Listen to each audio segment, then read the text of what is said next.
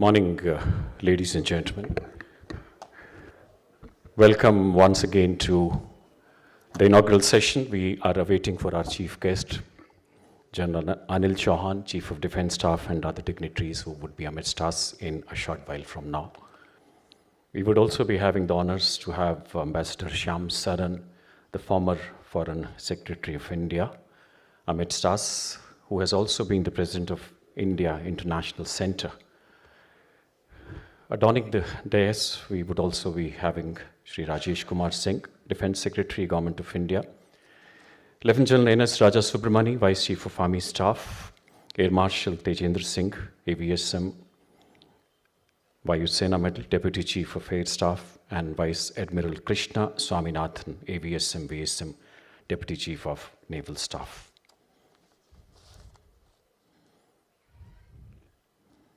It's indeed heartening to see Jal Sharma sir and Admiral Anup Prakash sir, जिन्होंने हमें फौज में चलना सिखाया. Sir, I had the honor of serving with you in Eastern Naval Command, being an army officer way back, maybe 25 years back.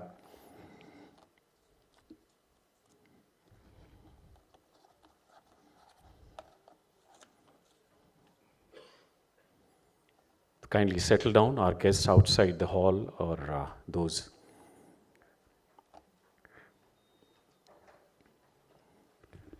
You may like to put your mobile phones on the silent mode.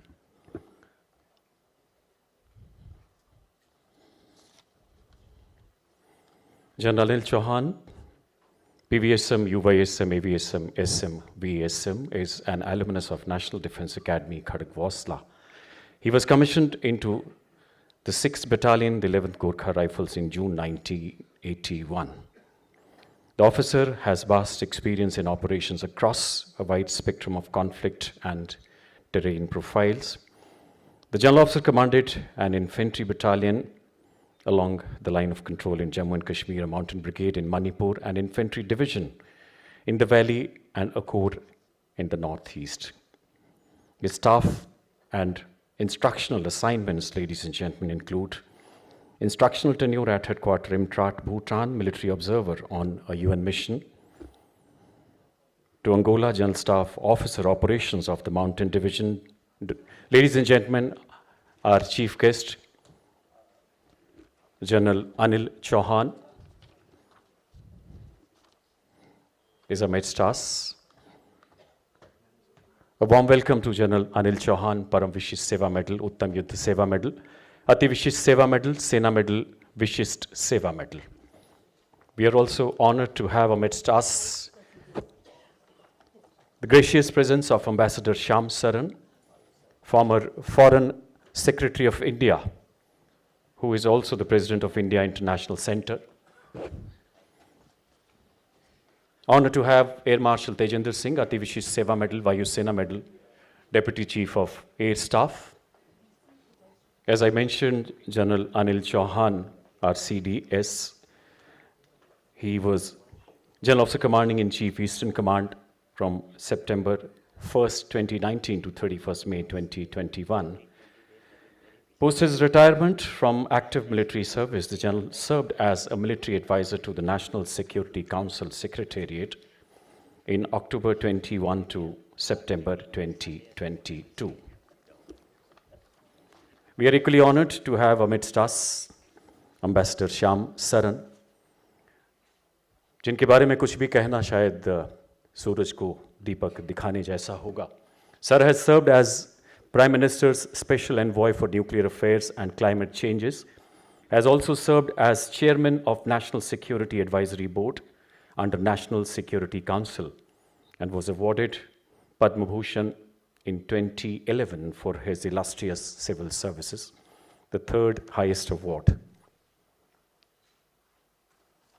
We also take this opportunity to welcome Vice Admiral Krishna Swaminathan, Ati Vishisht Seva Medal, Vishisht Seva Medal, Deputy Chief of Naval Staff.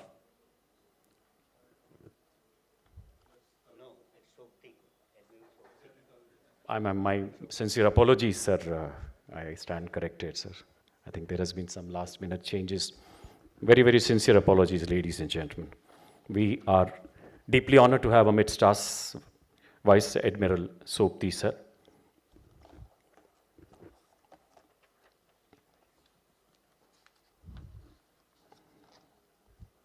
We are awaiting the arrival of few more dignitaries who will be adorning the dais today. Sri Rajesh Kumar Singh, Lieutenant General Raja Subramani, who would be amidst us in a short while from now.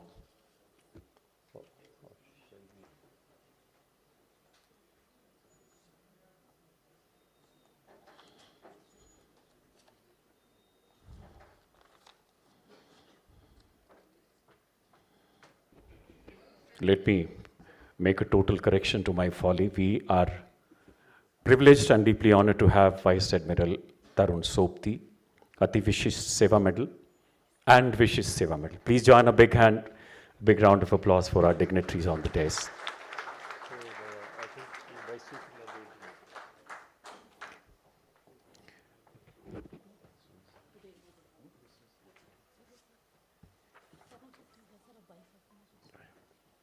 In the meanwhile, we have also been joined by Lieutenant General Prateek Sharma, sir.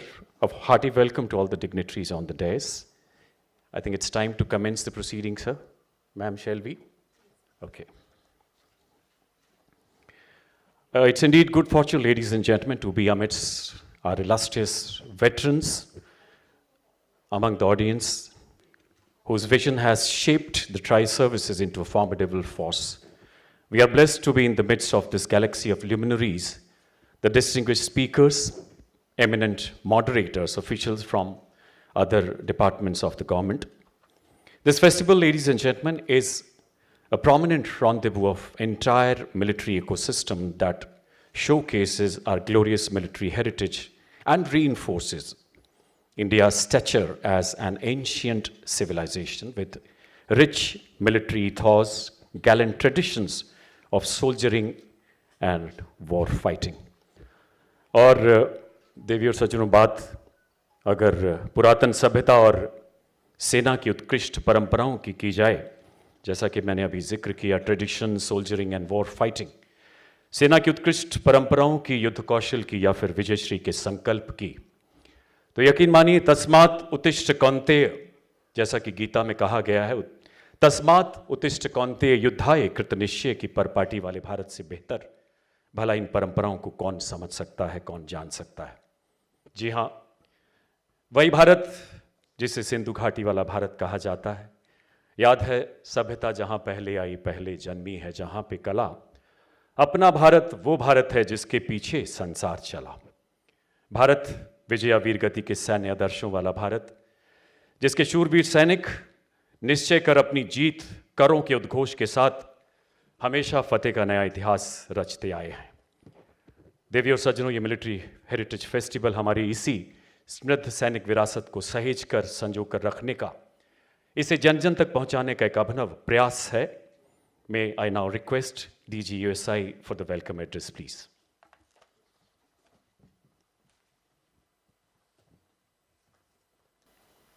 Respected Chief of Defence Staff, Ambassador Shyam Sarin, who's a very respectable diplomat and is presently the President of India International Center, and it's his kind courtesy that he's provided us this premises.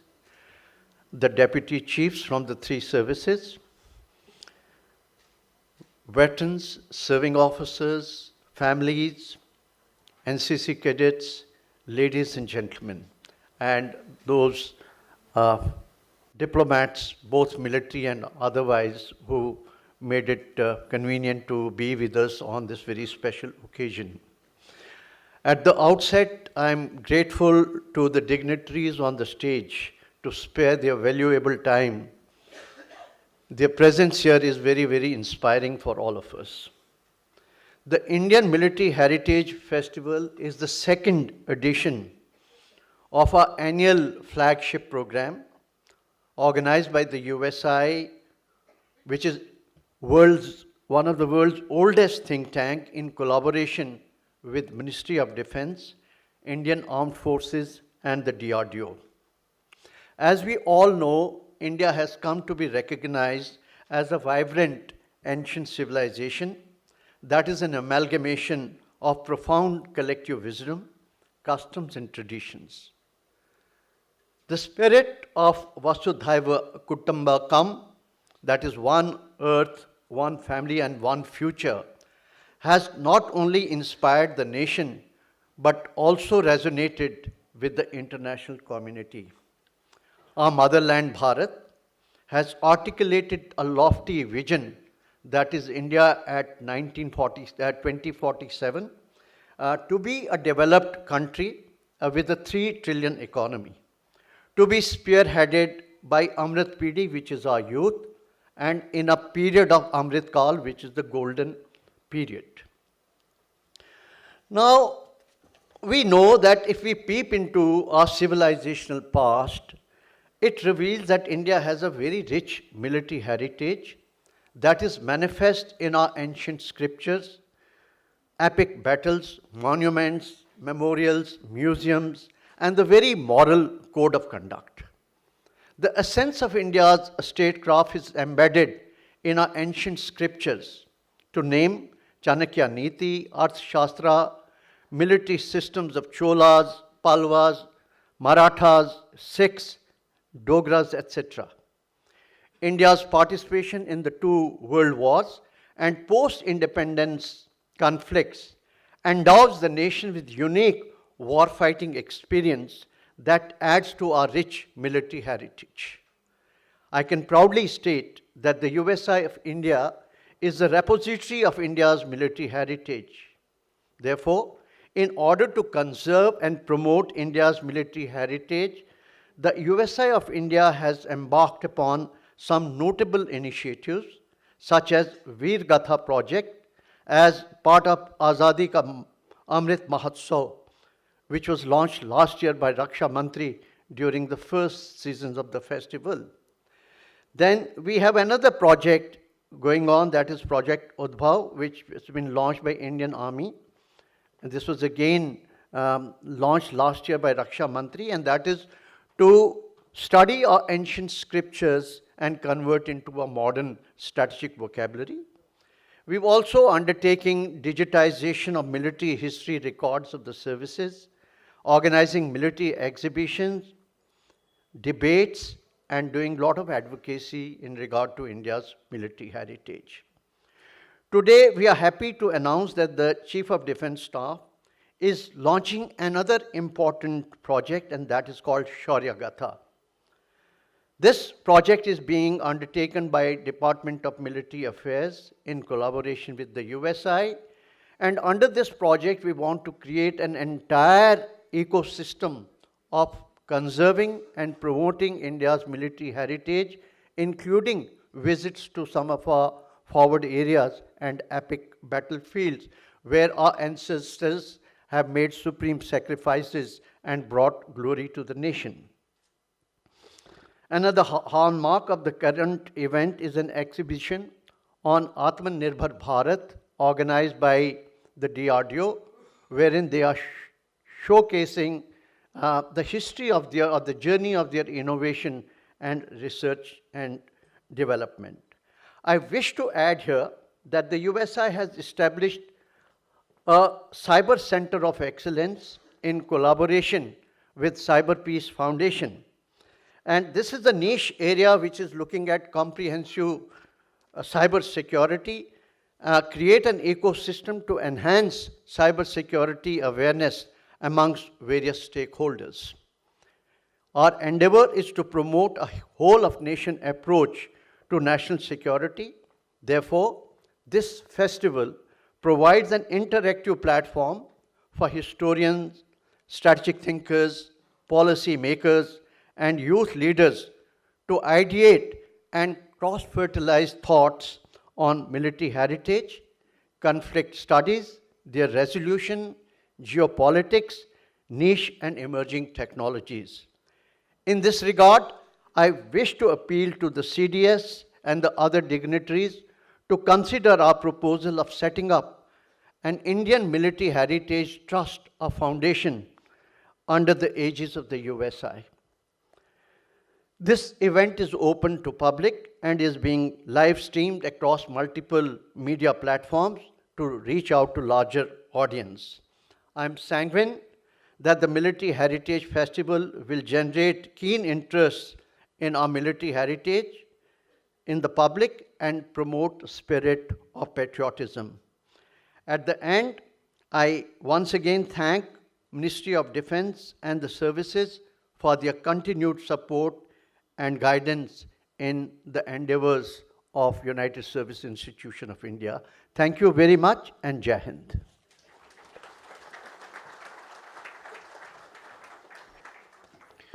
Thank you, sir, for your luminous words. USI, ladies and gentlemen, has majestically grown in size and stature since its inception around 150 years back. Adapting to the changing security landscape, the premier institution has embarked on various historical initiatives with the help of DMA and armed forces from time to time. Department of Military Affairs, Government of India, envisioned a noble project with the aim of preserving and propagating our rich military heritage of valor and sacrifices through tourism and education. The project has been passionately executed by USI, proudly called Shaurya. With your permission, sir, can we have the video symbolic of launching of this project? Can we have the video, please? शहीदों की चिताओं पर जुड़ेंगे हर बरस मेले, वतन पे मिटने वालों का यही बाकी निशान होगा। डिपार्टमेंट ऑफ मिलिट्री अफेयर्स और United services institution of India Bharat के सैन्य पर्यटन को बढ़ावा देने की दिशा में प्रस्तुत करता है भारत सरकार की एक अद्भुत पहल शौर्य गाथा। आइए शौर्य गाथा के माध्यम से आपको एक ऐसे सफर पर लिए चलते हैं जहां हमारा गौरवशाली इतिहास जीवंत हो उठता है। ये भारत की समृद्ध सैन्य विरासत को संरक्षित रखने और शिक्षा तथा पर्यटन के माध्यम से इसे जन जन तक पहुंचाने के लिए समर्पित एक ऐतिहासिक पहल है।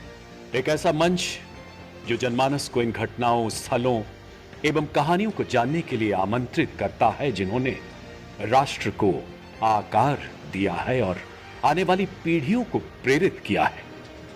पारंपरिक शिक्षा की परिधि से परे ये विस्तृत अनुभव हमें प्राचीन किलों से लेकर आधुनिक संग्रहालयों तक अतीत के बलिदानों एवं उपलब्धियों से जोड़ता है। दुनिया की प्राचीनतम सभ्यताओं में से एक हमारे भारत का सैन्य इतिहास हजारों सालों से हमारे सैनिकों की बहादुरी एवं बलिदान की गाथाओं से भरा है। देश की सैन्य नैतिकता हमारी परंपराओं में गहराई से निहित है। वो परंपराएं जिनकी नींव निष्काम कर्म और निस्वार्थ सेवा के परम आदर्शों पर स्थापित है। भारत का राजवंशी युद्ध हो या राजपुताना की लड़ाई, चोलों की विजय हो, शक्तिशाली मौर्य साम्राज्य या मुगल काल, हमारा इतिहास अद्भुत है, अनोखा है। हमारे सैनिकों ने हर युग में अपने योगदान से एक स्थायी प्रभाव छोड़ा है। इन्हीं आदर्शों के अनुरूप वर्तमान में हमारी सैन्य क्षमता का उदय एक ऐसी शक्ति के रूप में हुआ है जो सबल है, सक्षम है और जिसका लोहा आज पूरा विश्व मान रहा है। सैन्य विरासत से जुड़े पर्यटन का मतलब सिर्फ ऐतिहासिक स्थलों का भ्रमण ही नहीं बल्कि बलिदान की उन कहानियों से जुड़ना है जो हमारे इतिहास को परिभाषित करती हैं। हमारी सेना की चुनौतियां, उनके शौर्य एवं विजयश्री की झलक दिखाते इन गंतव्यों में हम सब के लिए कुछ न कुछ जरूर है। फिर चाहे आप इतिहास में रुचि रखते हो या फिर एक उत्सुक पर्यटक हो।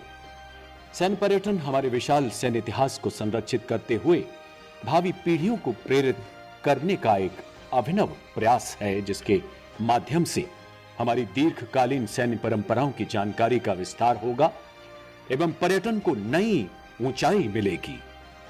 साथ ही सैनिक मूल्यों एवं विश्व शांति के संरक्षक के रूप में हमारे देश की छवि को बल मिलेगा। शौर्य गाथा एक ऐसी अद्भुत पहल है जो ऐतिहासिक युद्ध स्थलों से लेकर श्रद्धा स्मारकों तक आपको इतिहास से रूबरू कराएगी। इस गौरवशाली अतीत को एक नए नजरिए से देखने का, सराहने का अवसर प्रदान करेगी और हमारी सैन्य विरासत को भारत एवं अंतर्राष्ट्रीय दर्शकों के साथ नए अंदाज में साझा करेगी। आइए मिलकर इतिहास पर अतीत की छाप छोड़ने वाले इन महत्वपूर्ण पलों को पुनः जीवंत करें। सैन्य इतिहास की गौरव गाथाओं से प्रेरणा लें। सैन्य विरासत से जुड़ा पर्यटन आपके लिए हृदय से प्रतीक्षारत है। शौर्य गाथा की इस यात्रा पर हम आप सबका हार्दिक स्वागत अभिनंदन करते हैं। देवी और सज्जनों, सीडीएस महोदय के मार्गदर्शन में ही शौर्य गाथा को परिकल्पित एवं विकसित किया गया। A salute to those brave hearts who gave their tomorrow for art today। है नमन उनको कि जिनके सामने बौना हिमालय जो धरा पर गिर पड़े और आसमानी हो गए हैं। जी हाँ, इस जहां में शौर्य की जीवित कहानी हो गए हैं। शौर्य गाथा is an initiative that will add a new dimension to battlefield tourism and development of border areas.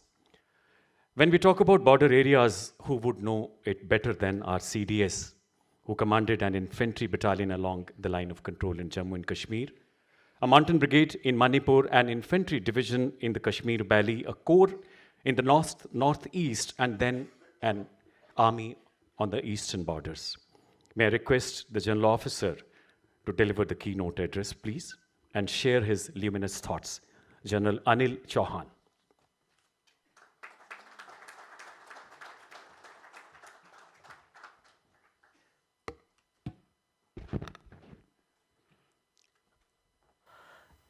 Director General of the USI, General B.K. Sharma, Ambassador Shyam Saran, General Prateek Sharma, Admiral Tarun Shopti, and Air Marshal Tejinder. Officers, ladies and gentlemen, it gives me great pleasure to be here at ISC and delivering this keynote address for the second edition of the Indian Military Heritage Festival. I must thank the USI for inviting me on this forum and giving me this opportunity in presenting my views towards all of you. A festival, in my view, is a cultural or social event that brings people together. It could be a celebration of religious rituals or expression of cultural experiences. All festivals are associated with faith, joy, and festivities. They also unite like-minded people and communities. To celebrate India's military heritage as a festival is a unique idea, and I must compliment the Director General of USI for conceptualizing it and taking it forward with zeal and passion. Thank you, sir. Most festivals follow a definite timeline. The period between fall and the onset of winters, actually, a festival time in most parts of the world. We are just over with Dussehra, Diwali, Bhaiya Dooj, and are looking forward to Christmas, New Year, Makar Sankranti, Pongal. To hold this military heritage festival at this time of the year is another great initiative, and my compliments for that. India, as the DG has said, is one of the oldest civilizations, almost about 7,000 years old. We are talking about the Vedic period, manifesting in the rise of city-states, the Janpadas of the Indian Valley civilization. The need for an armed force to protect the society is a universal phenomenon, and is there in all cultures and civilization. After all, soldiering is one of the oldest professions. Warfare has evolved from violent conflicts between tribes, that was a period when man was actually a hunter-gatherer, to organized and equipped bands of agrarian societies, to armed forces of a feudal order, to modern armies of nation-states. In most civilizations, as in the Indian subcontinent, kings and monarchs, they have been actually temporal heads of the military force also, but they always were accorded a divine kind of a status. However, what is unique to the Indian civilization is that a select lot of people, the Kshatriyas, bore arms on behalf of the society.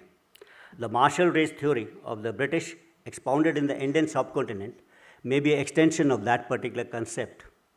It may not be relevant today, but the tradition is unique to us. Upholding of the dharma which is deep-rooted in the ancient Vedic text, was the duty of the kings. Dharma was associated with duty, righteousness, law, and the ethical framework governing individual and social behavior, which is then unique to the Indian culture. The moorings of India's military heritage are based on strong ideas, beliefs, and principles. The heritage is as old as Indian civilization and India's socio-political history. When we talk about heritage, heritage refers to various ways in which culture, tradition, and history are expressed or transmitted from one generation to the other. It is encapsulated in various forms. Preserving heritage is important for future generations as it keeps to preserve and promote cultural diversity, identity, and continuity. It also provides a sense of belonging and connection with the past. Heritage is like an inheritance. It's like ये धरोहर है हमारे लिए, and the current generation enjoys the respect, at least the military, we in the uniform, because of the deeds of our predecessors actually, and the heritage created by them. Like all inheritances, it's actually free, but it's extremely valuable. We need to contribute towards this inheritance, preserve it, promote it, by measures such as documentation, conservation, education, community engagement, and legislation. It's important for this tradition to continue. We need to add to this inheritance, and that's the job of the present generation. Let me now talk about preserving military heritage. I believe that military heritage can be preserved through military literature, that's one part, and military art. Literature, as we all know, can be prose and poetry, whereas military art could take the form of visual or performing arts. The three strands of visual military arts are in the form of paintings, photographs, and sculptures, whereas performing arts could be songs, films, military tattoos, martial arts, displays, etc. The world of military art, the first world of military art which I want to talk about is photography, then about paintings, and then about sculptures. A military photograph, a war photograph, it actually captures a particular moment in battle, whereas I believe that a painting actually captures or encapsulates what that battle was. And at the end of it, the sculpture carries that spirit of that particular war or that particular campaign. So in their own manner, all these three capture the war effort or the heritage of this in a different kind of a manner, and all are very, very powerful mediums in their own ways. So as a military man, they could be actually capturing the tactical, operational, and the strategic kind of outlook of the battle. As I said, a photograph captures a moment in war. The iconic war photographs, like the raising of the flag over the Reichstag building in Berlin, or the Battle of Iwo Jima, that are part of the heritage of the Russian or the United States, respectively. The surrender of Pakistan forces in 1971, with General A.K. Niazi signing the instrument of surrender, is another iconic photograph in the Indian context. What makes these photographs iconic? That's a question, actually. There are thousands of photographs taken by war photographers, but what makes a particular photograph iconic? It's appreciation by the public, the normal people actually, that makes a photograph iconic. And I think that is important. These photographs have been famous because citizens have appreciated them. We need to do more to capture and preserve our military heritage through war photography, and we must appreciate that. I believe that unlike a photo which captures a moment, as I said earlier, a war painting captures the battle and its outcome. Military paintings offer a larger playground to the painter to portray battles and multiple engagements within the same frame, since they are not instantaneous and real-time like the photograph. A painting made after the event offers a high level of abstraction to its creator and can be used for a higher degree of symbolism and to convey one particular kind of a message. In case one Googles through various wars like the Afghan war or the Anglo-Maratha war or the Anglo-Sikh war, you will find Google actually littered with number of war paintings, but there are very few actually of Indian war paintings. Some of these are actually iconic, and I just wanted to share one of these paintings. This is the remnants of an army made by Elizabeth Thompson during the Second Anglo-Afghan War. And actually, this is about William Braden, who was a surgeon actually, and he was the last person to enter this Jalalabad fort, or the first and the last person. So that captures the whole spirit of what happened during that Second Afghan campaign. So such kind of paintings, at least in the Indian context, are few, but we need to do more on this. As I said earlier, a sculpture carries the whole spirit of the war. It's a powerful medium to preserve military heritage. Military sculptures, being three-dimensional in nature, can offer novel perspectives and nuances since they convey the spirit of war rather than the tangible ground realities of warfare. They offer the highest degree of artistic freedom and abstraction to the creator, since they can be imbued with traits and characteristics rather than being constrained by physical aspects of warfare. As far as the Indian context is concerned, we have sculptures, but they're mostly restricted to busts and statues of military heroes, and most of them have emerged after the Second World War. So I believe that there is a need to evolve the paintings and sculpture as far as the Indian context is concerned. To evolve it, we'll need the patronage of civilians and military officials alike, and great participation of the citizens. You know, the British came to India at a time that camera and photography had not been invented. To satisfy the taste of the British, a school of painting known as company art, or the company school, was formed. And this was due to the patronage of people like Colonel James Skinner, William Fraser, and Thomas Metcalfe. And the military heritage of that era was preserved through kind of paintings, which are now known as company art.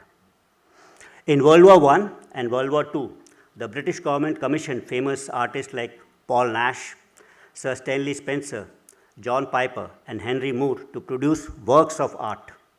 The Brits not only practiced the art of war, but also patronized artwork related to war. Sir Stanley Spencer, for example, served as an official war artist during World War I and World War II. His works depict the daily life of soldiers and emotional toil of the war. India is not bereft of this idea of military art or paintings. In ancient India, much before this British era, this war paintings were basically captured through paintings of the Rajput, Pahadi, and Mughal miniatures depicting mythological as well as actual battles. In fact, inspiration for this company art rose from the Indian miniatures.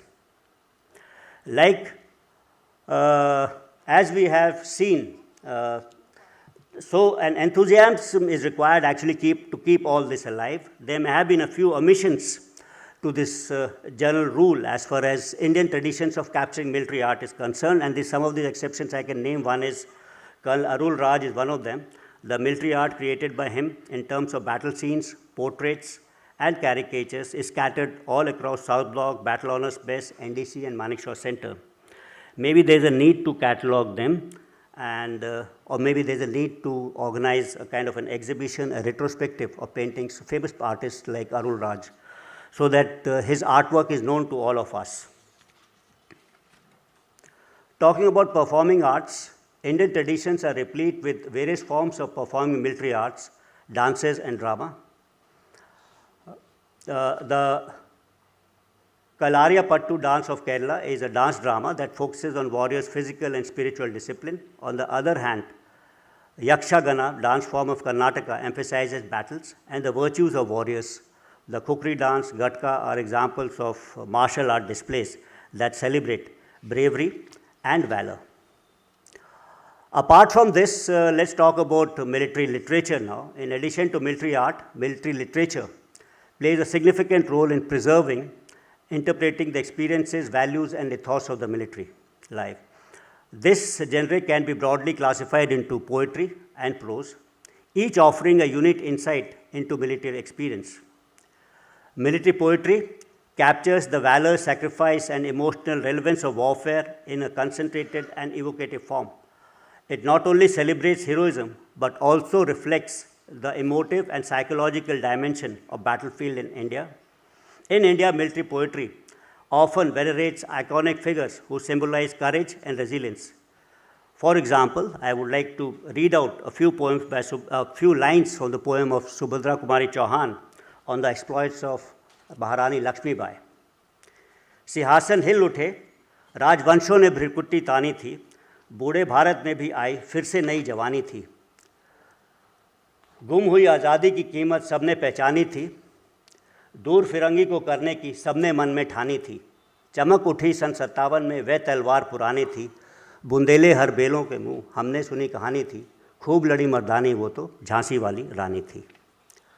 So in India, poetry has always followed some kind of an oral tradition. And military oral tradition, in our case, there are Veer Gathas, that is heroic ballads sung to honor warriors like Prithviraj Chauhan, Maharana Pratap, while Sangam era poetry, such as Puram poems, details the lives of warriors, their virtues, and their tragic fates. In terms of abstract concepts, there are many traditions in various parts of the country.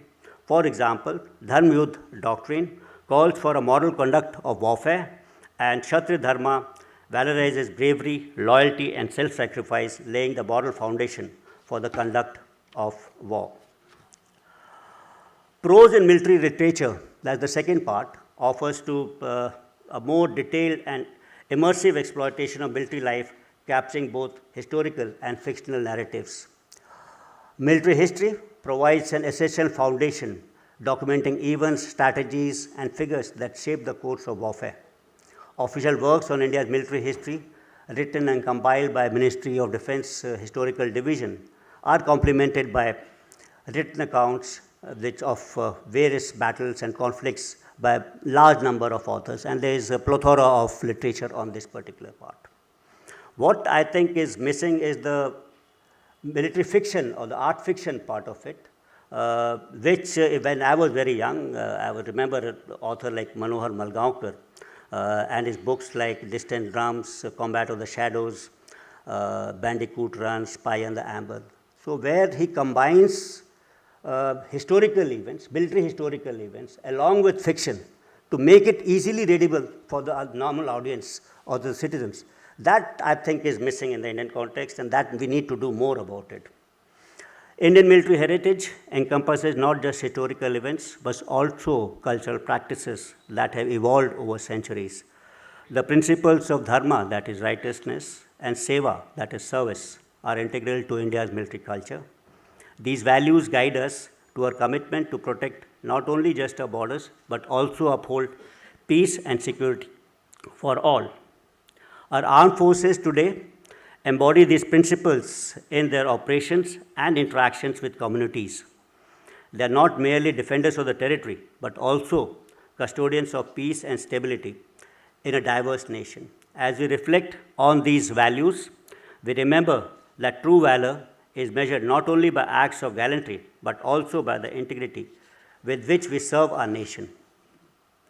In order to achieve the kind of preservation, documentation, and proliferation that I just spoken about, it's imperative that all stakeholders must take initiative and ownership in institutionalizing these measures to preserve our heritage. Some of the important players could be, MOD's historical division could be one. Services, I think they need to maintain their war diaries, operational records, and initiate battle honor works. Think tanks such as societies, NGOs, something what the USI is doing. Authors, writers, they all need to promote a culture to write, document records.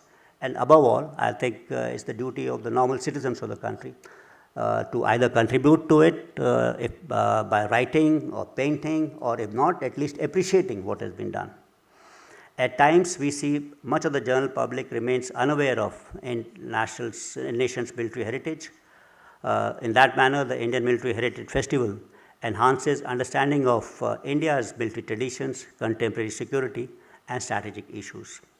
We in the armed forces, with the intent of spreading awareness of our glorious history and heritage, have initiated a project of e-linking of our military museums. So we already e-linked about 8 or 10 of these military museums, and shortly we are going to e-link all the 47, 48 museums, so they'll be available to you at one site. You need not have to go there.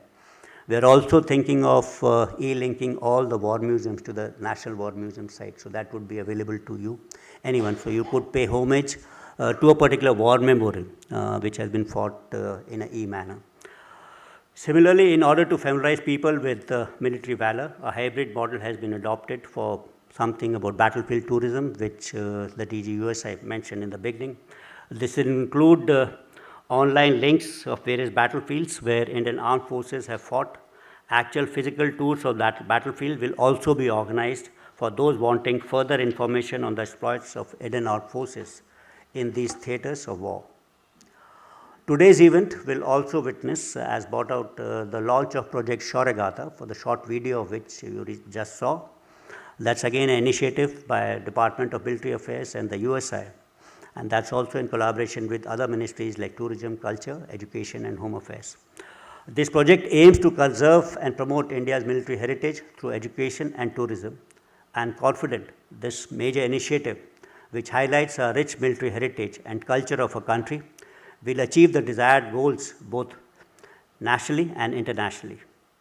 I am happy to see that the India Military Heritage Festival is emerging as a platform that serves a bridge between old and the new and the past with present, and carves a way forward for a futuristic growth that is deep-rooted and has a character of its own. I am also delighted to see the participation of young NCC cadets and students from schools and colleges. I am confident that you will gain immensely from being part of this event. In the future contribute to nation building in your own manner. The various informative stalls from the three services will showcase their roles and diverse opportunities available to the aspiring youth. In the end, I would like to congratulate the organizers, General B.K. Sharma, for making this annual feature, and we look forward to it every year. I am sure the festival will continue to grow with time, bridging the gap between India's rich military past and its dynamic future. Thank you very much for your patient hearing. Jai Hind.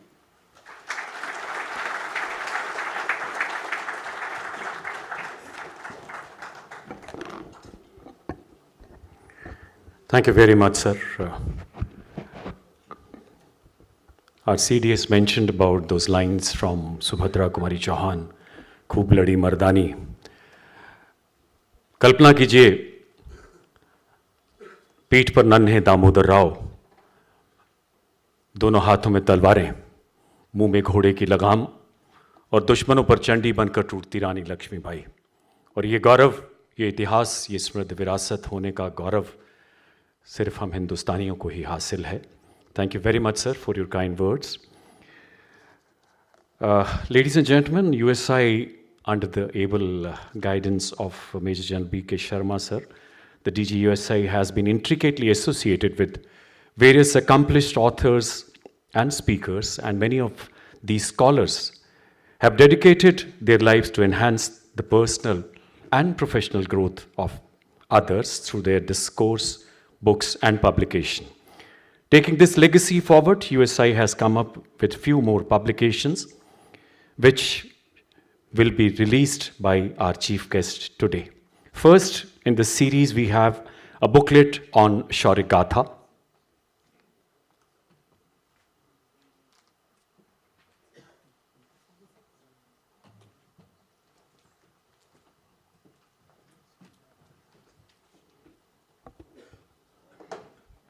This book, ladies and gentlemen, is a ready reckoner that gives the detailed description of Project Shaurya. I'll request the dignitaries to kindly release Shaurya. May I also request General Asit Misri, sir, to kindly join us on the stage.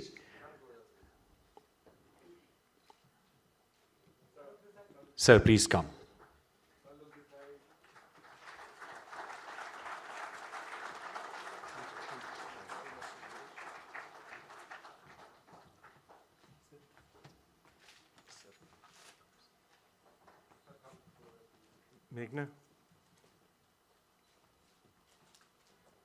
Let's have another big round of applause, ladies and gentlemen.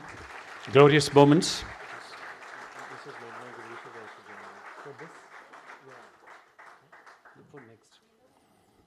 This book, ladies and gentlemen, gives a comprehensive account of this new initiative that we have just seen, Shaurya, that readers shall really find immensely useful.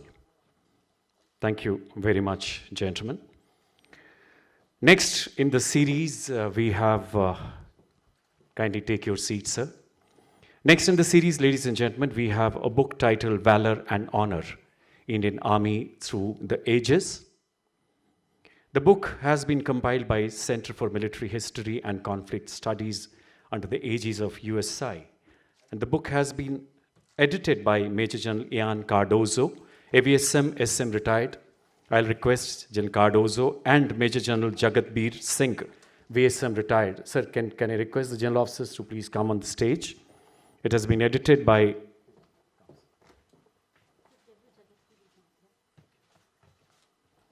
I've been told General Jagatbir sir is not here. Come, sir. We have the publisher with us.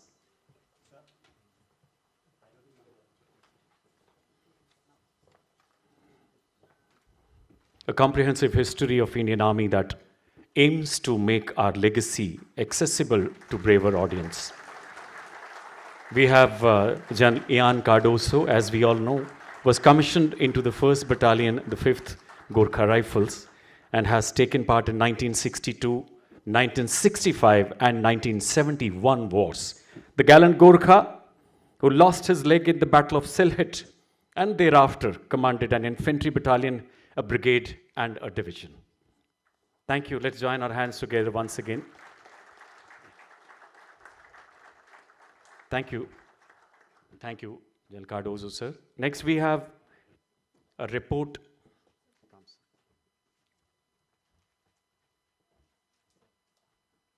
We have a report that focuses on the experiences of disabled soldiers and cadets. May I call upon Sushri Meghna Girish for the release of this report titled War Wounded Disabled Soldiers and Cadets. Meghna, ma'am, can I request you to please come onto the dais? Meghna ji has compiled this report under the Chair of Excellence established by USI and also War Wounded Foundation. She is a mother of a brave heart who led his quick reaction team to save lives of innocent families trapped in a terror attack in Nagrota. And the brave son made the supreme sacrifice. Thank you very much, ma'am. Thank you, ladies and gentlemen. The last notable publication, ladies and gentlemen, to be released during this festival is because of this history of the Indo-Pak Air War, December 1971. May I request Air Marshal Vikram Singh, PVSM, AVSM, BSM retired, to also join for the honors. Air Marshal Vikram Singh is a former fighter pilot. In an illustrious career of 4 decades, he has flown different types of aircrafts, including prototype LCA Tejas.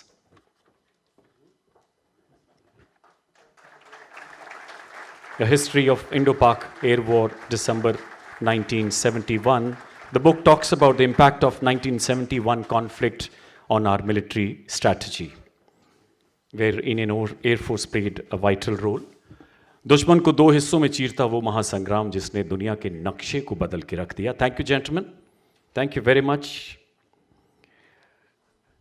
I'll request the gentlemen on the dais to kindly take their seats.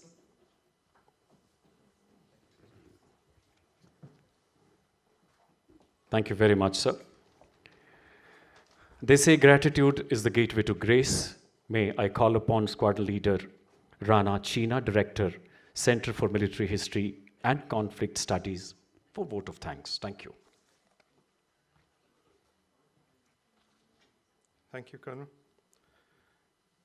Good morning, ladies and gentlemen. And it's my proud privilege on behalf of Major General B.K. Sharma, Director General USI, members of the USI Council, and all members of the institution to thank General Anil Chauhan, the Chief of Defence Staff, for having spared his valuable time to grace this occasion.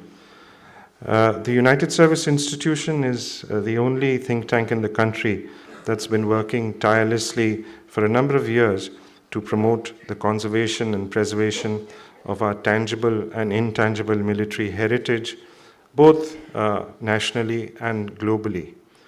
General Chauhan, sir, with your keen interest in military history, you've been a staunch supporter for all our efforts. So we'd once again like to thank you, sir. Your support means a lot to us as it enables us to continue the work that we do in areas that are actually most necessary, but have often been neglected. And I would also like to warmly thank all the luminaries on the dais, the Deputy Chief of Army Staff, Strat, that's Lieutenant General Prateek Singh, Deputy Chief of Naval Staff, Vice Admiral Tarun Sobti, the Deputy Chief of Air Staff, Air Marshal Tejinder Singh, and Ambassador Shyam Saran, President of the IIC and our co-host for this event. Sirs, your presence continues to inspire and motivate us to continue to excel in our endeavors, and we look forward to your continuing support and guidance in the future. Ladies and gentlemen, as we conclude our inaugural session, I would request you to join me in a big round of applause for our distinguished luminaries in the panel. Thank you, sir.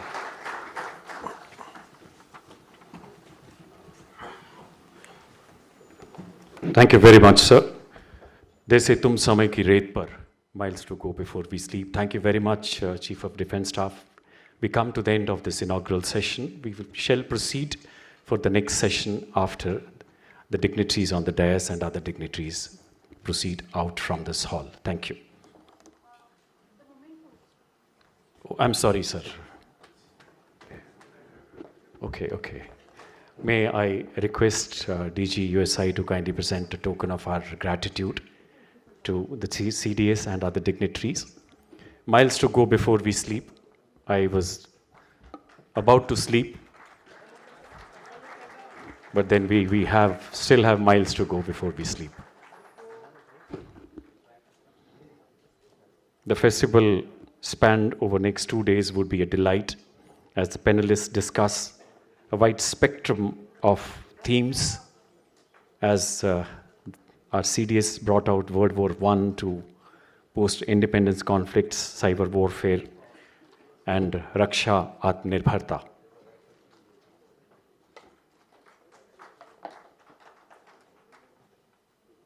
तालियां रुकनी नहीं चाहिए. यकीन मानिए ये मौका बेहद ख़ास है क्योंकि विशेष हमारा इतिहास है और आज we all are fortunate to be part of this event.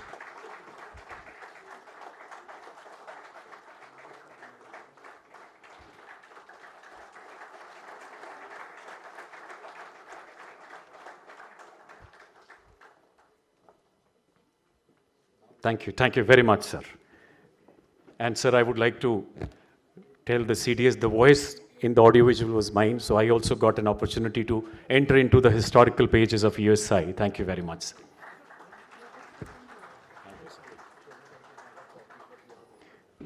May this historical festival inspire us all towards nation building. इन्हीं शब्दों के साथ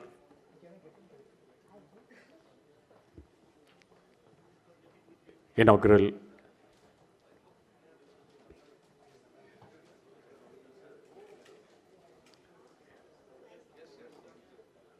with this, ladies and gentlemen, we come to the inaugural session of this festival. इस उत्सव के inaugural session का यहीं समापन होता है. आपसे इजाज़त लेना चाहूँगा. धन्यवाद. जय हिंद.